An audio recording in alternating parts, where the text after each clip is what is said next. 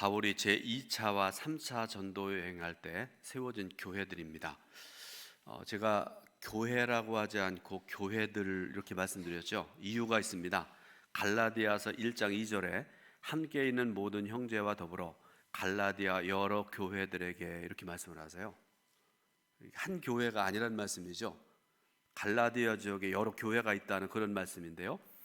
신약학자들이 연구했고 고증하고 그래서 갈라디아 교회는 하나의 교회가 아니라 여러 교회들이었다고 보는 것이 합당합니다.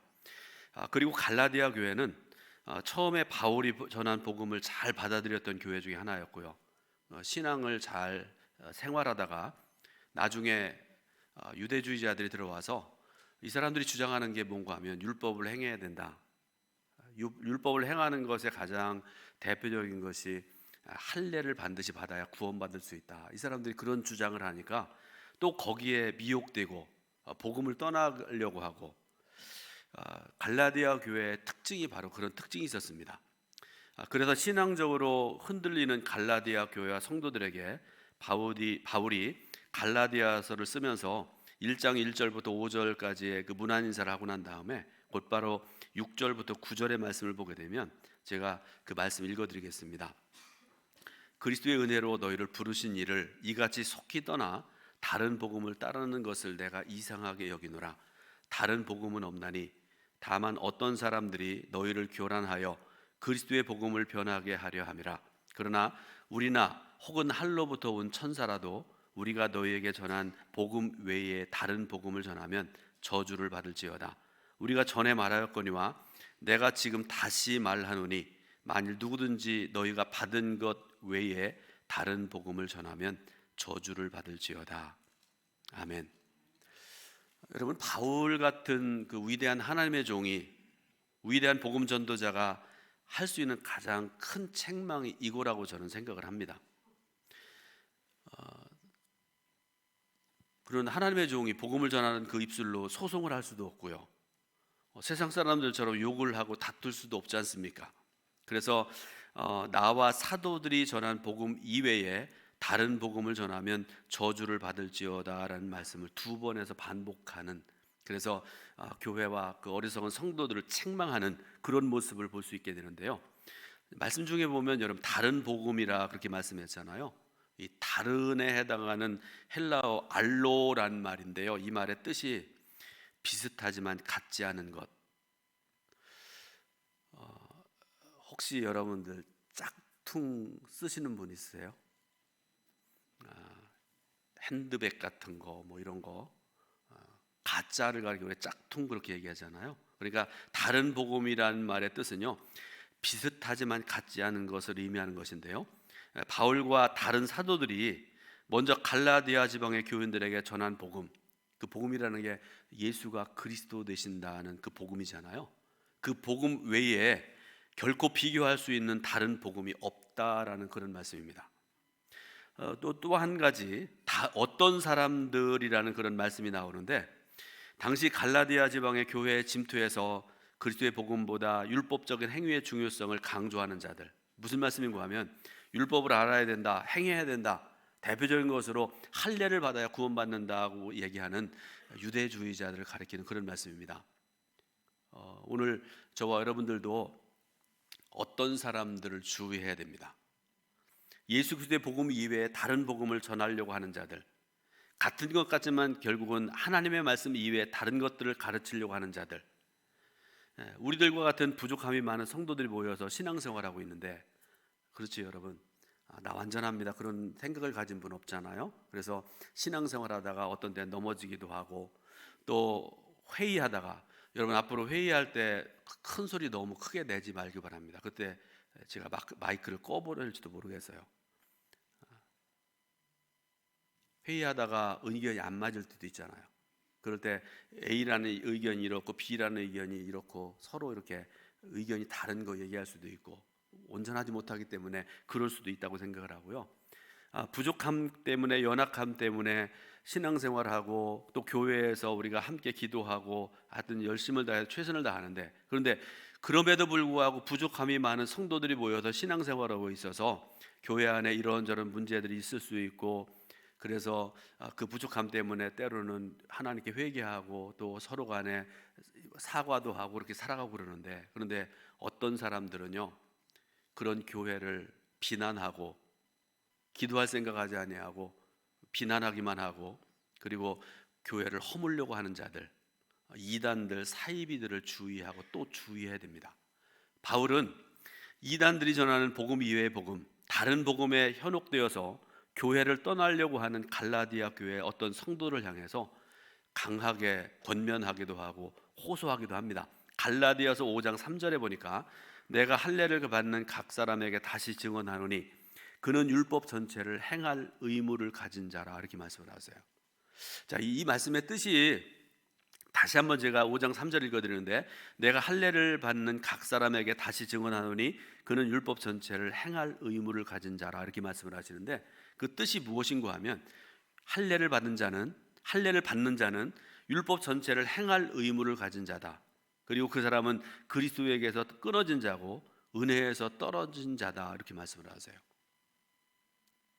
무슨 말씀인가 제가 설명을 드리면, 할례는 유대주의자들이 주장하는 바고 그것을 통해서 구원받는다고 얘기하는 그런 자들인데, 그런데 그럼에도 불구하고 할례를 받는 사람은 내가 반드시 그에게 말하는데 그는 율법 전체를 행할 의무를 가진 자다. 여러분, 늘 말씀하지만 구약 성경의 10계명을 대표로 하는 그런 계명들, 수도 없이 많은 계명들 있잖아요. 그런데 단언해서 말씀드리는데, 여기 중에 누구도, 그 어떤 사람도 성경에 기록된 그대로 율법을 행하고 살아가는 사람 없어요. 성경에서 늘 말씀하시는 바 아닙니까? 하나부터 열, 하나부터 백, 하나부터 천 가지의 그 율법들을 그대로 행하고 살아가는 사람 하나도 없다, 그런 말씀이죠. 그렇기 때문에 율법의 행위로 구원받으려고 하는 자들은 자기 스스로의 노력으로 구원받으려 하고 자기의 공로를 의지하기 때문에, 그리고 따라서 그들은 하나님의 은혜와 상관이 없고 예수 그리스도를 필요로 하지 않는 자들이다, 이렇게 말씀을 하고 계세요. 그래서 이들에게 있어서 예수님은 구원자가 아니라 단지 장식품에 지나지 않는 것이다, 이렇게 말씀을 하십니다. 그래서 결론적으로 말씀드립니다. 바울은 율법주의자들, 이단들, 그리고 이들의 꼬임에 빠져서 복음을 떠나려고 하는 자들을 향해서 분명히 경고하는 말씀을 주시는데요, 갈라디아서 2장 20절에 보니까 이렇게 말씀을 하십니다. 내가 하나님의 은혜를 폐하지 아니하노니 만일 의롭게 되는 것이 율법으로 말미암으면 그리스도께서 헛되이 죽으셨느니라, 이렇게 말씀을 하세요. 여기서 한 가지 더 말씀드릴 것이 있는데, 갈라디아라는 지역이 어떤 곳인가에 대해서 여러분들에게 좀 잠깐 말씀드리려고 합니다. 본래 갈라디아는 터키의 중앙의 내륙에 위치해 있는 그런 도시입니다. 여러분, 터키 가보신 분 있으신가요? 저도 못 가봤는데, 이 터키라는 나라는 굉장히 큰 나라입니다. 우리나라 몇 배나 큰 나라입니다. 그 터키라는 큰 나라의 중앙부에 위치한 이 갈라디아라는 지역인데, 그런데 사도행전을 보게 되면 누가가 16장 6절에서, 여러분 사도행전 누가가 썼다는 걸 알고 계시잖아요. 거기에서 뭐라고 말씀하는가 하면 부르기아와 갈라디아 땅, 이렇게 말씀을 하시는데, 이 갈라디아라는 지명의 뜻이 켈트족 또는 갈리족이 사는 땅, 그런 뜻을 가지고 있는 말입니다. 세계사에 관심이 있으신 분들은 켈트족 하면 떠오르는 그런 족속들이 있을 텐데요, 이 사람들은 본래 유럽의 북쪽에 살던 사람들인데요, 거기가 추웠던가 봐요. 점차로 이 사람들이 남하에서 프랑스 남부 지역에 정착하고 살고 있었는데, 이 사람들은 한 곳에 머무르지 않은 그런 족속이었던가 봐요. 여러분들 유목민들 들어보셨잖아요. 한 곳에 이 사람들은 머물지 못해요. 우리처럼 뭐 동두천에서 20년, 30년, 50년 사는 그런 사람들이 아닙니다. 여기서 한 몇 개월 살다가 실증 나면 저쪽으로 이사 가기도 하고, 그런 사람들을 유목민이라 그렇게 얘기하지 않습니까? 켈트족이 그랬던 것 같습니다. 이 사람들이 프랑스 남부 지역의 따뜻한 곳에 와서 일시적으로 정착해서 살고 있었는데, 그 켈트족 중에 일부가 다시 동쪽으로 이주하고, 그래서 마케도니아와 데살로니가 지역에 살고 있었습니다. 그런데 또다시 이 사람들 중에 일부가 이주하게 되는데요. 약 2만 명 가량이 흑해를 건너가서 부르기아와 그 동쪽인 갈라디아로 이주해서 정착을 하고 살게 됩니다. 그래서 이 사람들은요, 일종의 인종의 섬을 이루고 살고 있었다, 이렇게 말씀을 하고 계시는데, 무슨 뜻인가 하면, 여러분 터키라는 그 나라도 크게 보면 아시아 족속이잖아요, 이 사람들이. 그죠? 머리는 조금 노랗기도 하고 그렇지만 이 사람들도 아시아 족속입니다. 그런데 아시아 사람들 특징이 머리가 까맣잖아요. 그리고 저와 여러분들처럼 유럽 사람들이 그 아시아 사람들을, 우리 한국 사람들을 멸시하는 행동하는 중에 이 눈이 이렇게 하기가 좀 그렇네요. 하는 거 보셨죠, 여러분들? 가끔 그런 짓들을 하고, 그리고 얼굴이 저같이 이렇게 둥글럽적하고 이렇게 생긴 사람들의 모습이 이 아시아 사람들의 특징인데, 그런데 이 켈트족은요,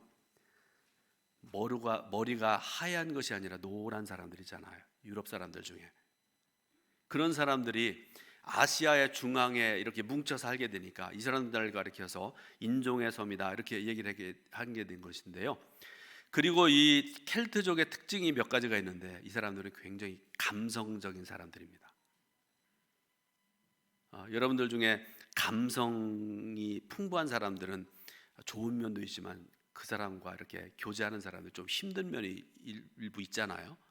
또 이 사람들은요, 새로운 것에 대한 호기심이 굉장히 많은 사람들이었다고 그래요. 무언가를 새로운 걸 보면 그냥 지나치질 못하고 가서 봐야 되고 그걸 이렇게 경험해 봐야 되고, 이런 특징이 있다는 말씀이고, 또 하나, 이 켈트족의 특징 중에 하나가 손님 접대를 참 잘하는 족속이었다, 이렇게 알려져 있습니다. 그래서 바울이 복음을 전하기 위해서 갈라디아를 갔을 때 그들은 바울을 하나님의 천사처럼 섬기고 대했다, 이렇게 말씀하고 계시고요. 심지어는 자신의 눈을 빼어줄 만큼 따뜻한 사랑으로 대하고 섬겼던 사람들, 이 사람들이 바로 이 켈트족 갈라디아 사람들이었다, 그런 말씀이죠. 그런데 감성적인 사람들의 특징 중에 하나는 다 그런 건 아니지만은요, 쉽게 실증을 내고 떠나간다는 특징을 가지고 있다고 합니다. 그래서 바울이 이제 복음을 전하다가 떠나잖아요. 다른 곳에 복음 전하기 위해서. 그래서 바울이 떠난 후에는 다른 복음을 전하는 유대주의자들이 들어왔을 때 갈라디아 사람들은 너무나 쉽게 요동되고, 오직 예수 그리스도를 믿는 믿음으로 구원받을 수 있다, 바울과 사도들이 수도 없이 얘기했는데, 그것을 이제 내 마음에 믿고 고백하고 그렇게 살아야 됨에도 불구하고 바울이 떠나가고 유대주의자들이 들어와서 율법을 행해야 된다, 할례를 받아야 구원받는다, 그러니까 여기에 너무 쉽게 이들이 요동쳤다, 그런 말씀이죠. 그래서 복음을 떠나려고 하는 그런 상황이었습니다. 이런 갈라디아 사람들을 향해서 바울이 3장 1절에서 뭐라고 얘기하는가 하면, 어리석도다 갈라디아 사람들아, 예수 그리스도께서 십자가에 못 박히신 것이 너희 눈앞에 밝히 보이거늘 누가 너희를 꾀더냐라고 책망하고 탄식하는 그런 말씀을 볼 수가 있는데요. 바울은 이런 갈라디아 성도를 향해서 다시 한번 진짜 복음을 전해야 되겠다는 결심을 하고 갈라디아서를 써서 그들에게 보낸 것입니다. 자, 오늘 우리가 갈라디아서 3장 5절부터 9절 말씀을 읽었는데, 여러분 말씀 듣기 전에 먼저 9절 말씀을 한번 읽어보겠습니다. 짧은 말씀인데요, 9절입니다. 그러므로 믿음으로 말미암은 자는 믿음이 있는 아브라함과 함께 복을 받느니라. 아멘. 하나님의 복을 받을 자가 누구라고 말씀을 하세요? 누가 하나님이 약속하신 복을 받고 천국에 들어가게 될 것인가를 오늘 본문을 통해서 말씀을 하고 계십니다. 이 문제에 대해서 하나님께서는 먼저 구약시대에 아브라함을 불러서 약속을 주셨습니다. 그 내용이 그 유명한 창세기 12장 1절부터 3절 말씀인데, 가나안 땅을 아브라함과 그의 자손에게 주겠노라고 하나님께서 약속을 하십니다. 그런데 아브라함에게 약속하신 가나안 땅은 눈에 보이는, 육신의 눈으로 보이는 지금의 이스라엘이라는 나라가 있는 팔레스타인 땅만이 아니라 천국을 예표하는 것이라고 성경은 그렇게 말씀을 하고 계십니다. 하나님께서는 아브라함에게 그의 자손인 이삭과 야곱과 요셉에게 그리고 이스라엘 백성들에게 가나안 땅을 너에게 주겠노라 이렇게 약속을 하셨는데, 이를 통해서 하나님께서는 아브라함의 자손에게 영원한 천국을 약속하신 것이라는 그런 말씀도 됩니다. 그러면 누가 아브라함의 자손일까요? 사도 바울은 본문에서 이 중요한 문제에 대해서 분명한 답을 주고 있는데, 자, 어떤 사람이 아브라함의 자손인가? 첫 번째로 보게 되면 믿음으로 말미암은 자들이다 이렇게 말씀을 하세요. 바울은 7절에서 믿음으로 말미암은 자들이 아브라함의 자손이라고 분명히 말씀을 하고 있습니다. 자, 믿음으로 말미암은 자들은 예수 그리스도를 믿음으로 의롭다함을 받은 사람들입니다. 이들은 율법으로 말미암은 자들과 정반대의 사람들인데요. 자, 율법으로 말미암은 자들은 어떤 사람들인가 하면 율법의 계명을 지켜 행함으로 의롭다함을 받으려고 하는 자들. 이 사람들은 자기 행위를 의지하고 자기 공로로 구원을 받으려고 하는 자들, 참으로 어리석은 사람들이죠. 이런 사람들과는 정반대의 사람들이다, 그런 말씀이죠. 자, 갈라디아 사람들이 처음에 바울에게서 복음을 전해 듣고 믿을 때에 성령을 받고 의롭다함을 받은 것이지 율법을 지켜 행했기 때문이 아니었습니다. 오직 예수 그리스도를 믿음으로 의롭다함을 받았고 구원받는다는 것은 분명한 진리고 은혜 중에 은혜입니다. 그러므로 오늘 저와 여러분들도 이처럼 믿음으로 말미암은 자들이 의롭다함을 받아서 아브라함의 자손이 된다는 사실, 그 진리를 굳게 믿으시기를 주님의 이름으로 부탁을 드립니다. 그리고 아브라함의 자손에게 약속되고 얻게 될 가나안 땅, 예수 그리스도를 믿는 모든 사람들에게 주어지는 거룩한 땅이고 바로 그것이 천국이 됨을 믿으시길 바랍니다. 그런데 참으로 감사한 것은 저와 여러분이 이미 믿음으로 말미암아서 영적인 아브라함의 자손이 되었기 때문에 천국을 유업으로 이미 받게 된 줄로 믿으시길 바랍니다. 두 번째로 누가 아브라함의 자손인가 말씀을 하시는데요, 두 번째로는 모든 이방인들이다 이렇게 말씀을 하세요. 믿음의 방법에 의해서 아브라함의 자손이 되었기 때문에 여기에서는 유대인이나 이방인의 차별이 없습니다. 뿐만 아니라 하나님은 이것을 미리 하시고 옛날에 아브라함에게 뭐라고 말씀하셨는가 하면 오늘 8절에 보니까 이전에 주신 말씀을 인용을 해서 또 말씀을 하시는데, 모든 이방인이 너로 말미암아 복을 받으리라 이렇게 말씀을 하시죠. 놀라운 말씀이죠. 모든 이방인이 너로 말미암아 복을 받을 것이다 라는 그런 말씀인데, 여러분이 유대인의 입장이라고 하면 생각을 해보시기 바랍니다. 이 사람들은 선민의식을 가지고 살아가는 사람들이잖아요. 우리만 하나님 백성이고 하나님께서 우리만 사랑하셔서 우리에게 율법을 주셨고 하나님께서 주신 그 율법을 우리가 알고 행하고 살아가야 구원받을 수 있다는 그런 정말 뭐라고 그럴까요? 생명처럼 그렇게 생각하고 살아가는 그런 사람들인데, 그런 사람들의 입장에서 모든 이방인이 너로 말미암아 복을 받으리라, 이 말씀 여러분 받아들이기 어려운 말씀 아니겠습니까? 여러분들도 생활 속에서 경험도 해보셨고요, 듣기도 했고 그런 말씀, 이런 말씀은 아니죠. 그런 말이 하나가 있는데요, 세상에서 가장 어려운 것이 사람이 변하는 것이다, 그런 말이 있잖아요. 참 사람 변하기 어려운 것 같아요. 심지어는 여기서 어떤 말까지 나오는가 하면 사람이 변하면 죽는다, 그런 말까지 하잖아요. 하나님 말씀은 아닙니다, 분명히. 그런데 그래서인지 모르겠는데 이런 말들이 하나님의 말씀도 아닌데 요즘에 여러분 주위에도 그런 사람들 많이 보셨나요? 사울이 변해서 바울이 된 사람, 그런 사람 보셨어요? 어떤 사람은 예수 믿는다고 그래서 세례도 받고 집사도 되고 권사도 되고 장로도 되고 심지어는 목사도 되고 그렇게 살아가는데 삶의 변화가 없는 사람들이 많지 않습니까? 옛 모습 그대로 어리석은 일들을 행하고 말하고 살아가는 그런 사람들 의외로 많은 걸 우리가 보지 않습니까? 자, 다시 말씀으로 들어가서 창세기 12장 3절에 보게 되니까 제가 읽어드리겠습니다. 너를 축복하는 자에게는 내가 복을 내리고 너를 저주하는 자에게는 내가 저주하리니 땅의 모든 족속이 너로 말미암아 복을 얻을 것이라 하신지라. 아멘. 본문 8절에 모든 이방인이라는 표현이 있는데요, 창세기 12장 3절에 땅의 모든 족속이라는 표현하고 똑같은 그런 의미인데, 근데 중요한 것은 하나님께서 아브라함에게 주신 복이 그로 인하여서 유대인만 복을 받게 하시는 것이 아니라 땅의 모든 족속이 그로 인해서 복을 받게 될 것이다 라는 그런 말씀입니다. 여러분, 할례 받지 않은 이방인도 아브라함의 복을 받을 수 있어요. 오늘 저와 여러분들도 할례 안 받았지 않습니까? 우리도 이방인이지 않습니까? 그러나 분명한 사실은 우리가 영적인 아브라함의 자손이 되어서 아브라함의 복을 받을 수 있다는 것입니다. 여러분, 할례로 구원받는 게 아니라고 말씀하시잖아요. 오직 믿음으로 의롭다함을 받기 때문입니다. 오직 예수 그리스도를 믿기만 하면 됩니다.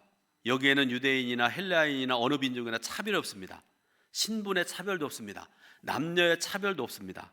오직 예수 그리스도 안에서 모든 사람은 한 민족이고 구원받은 자녀가 된 줄로 믿으시길 바랍니다. 그런데 이 복음은 신약 시대에 비로소 전파된 것이 아니라 아브라함에게 이미 주어진 것이다 이렇게 말씀을 하세요. 그러므로 아브라함에게 주어진 것은 편협한 유대인만의 복음이 아니라 모든 민족과 모든 족속을 위한 복음이었다는 사실을 여러분 분명히 고백하시고 믿으시길 바랍니다. 세 번째로 내 안에서, 영적인 아브라함의 자손이 된 사람들은 내 안에서라는 그런 사람들입니다.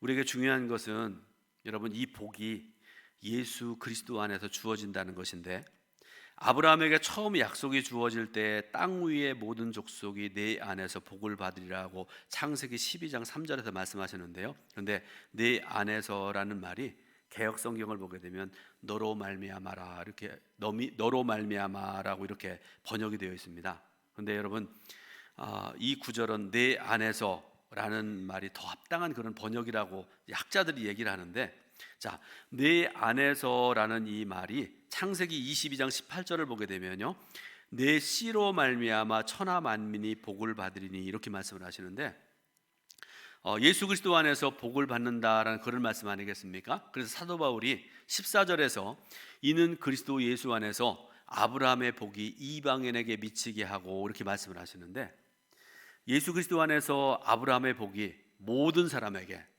저와 여러분들에게 미치게 된다는 그런 말씀입니다. 그러므로 성도 여러분, 우리가 예수 그리스도 안에 있는 것이 중요합니다. 예수 그리스도 안에 있으면, 곧 예수 그리스도를 믿으면 우리는 아브라함의 자손이 될 수 있는 것이고요, 아브라함에게 약속된 가나안 곧 천국을 유업으로 얻게 될 것입니다. 이것이 복음입니다. 일생일대 최대 행복임을 믿으시길 바랍니다. 이 시간에 여러분에게 묻습니다. 잘 들으시고 믿으면 아멘 하시면 좋겠습니다. 여러분은 지금 예수 그리스도 안에 있습니까? 여러분은 영적인 아브라함의 자손입니까? 여러분 이 질문에 분명한 고백이 있어야 되고 대답이 있어야 됩니다. 다시 말씀드리는데, 주일 예배 드리는 저와 여러분 모두에게 이런 믿음이 있고 이런 고백이 있어서 영적인 아브라함의 자손이 될 뿐만 아니라 천국을 유업으로 받으시는 여러분 모두가 되시길 주님의 이름으로 축복합니다. 그런데 결론적으로 한 가지만 더 말씀드리려고 합니다. 이런 복을 우리에게 주신 삼위일체 하나님께 저와 여러분들이 어떤 삶을 살아서 영광을 돌려드릴 수 있을 것인가, 두 가지를 여러분들에게 좀 말씀드리려고 그러는데, 첫 번째는 감사의 삶을 살아야 됩니다. 여러분 입술을 열 때마다 감사하시기 바랍니다. 하나님께 감사해야 됩니다. 시편 50편 23절에 유명한 말씀이죠. 감사로 제사를 드리는 자가 하나님을 영화롭게 한다, 이렇게 말씀을 하세요. 여러분 베푸신 은혜, 그 사랑, 그 놀라우신 축복, 입술 열 때마다 감사로 살아가시기를 주님의 이름으로 축복합니다. 두 번째로 충성하는 성도가 되어야 됩니다. 충성이라는 말 여러분 군대 용어 많이 쓰잖아요.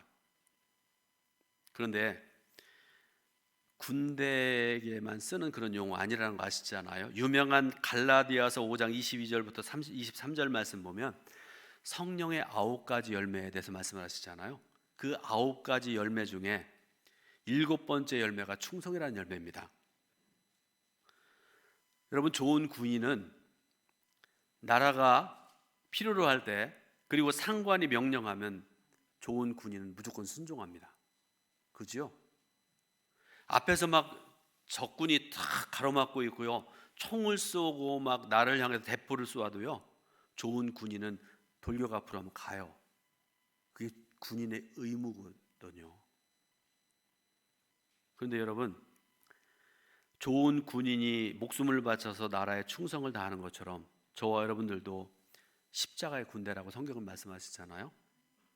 여러분, 좋은 십자가의 군대가 될 수 있기를 바라고요, 오직 하나님께 충성을 다하는 그런 복된 삶을 살아가시는 우리 동두천교회 성도들 다 되시기를 예수님의 이름으로 축원을 드립니다. 기도하겠습니다. 하나님, 감사드립니다. 저희들을 사랑하신 하나님, 구원하신 하나님, 예수 그리스도를 나의 구주로 믿고 구원받게 하시고 생명 얻게 하신 은혜 감사드립니다. 그 은혜의 길에서 결코 떠나지 않는 진실한 생명이 있는 그런 믿음으로 살아가는 우리 동두천교회 성도들 다 될 수 있도록 인도하여 주옵소서. 예수 그리스도의 이름으로 기도합나이다. 아멘.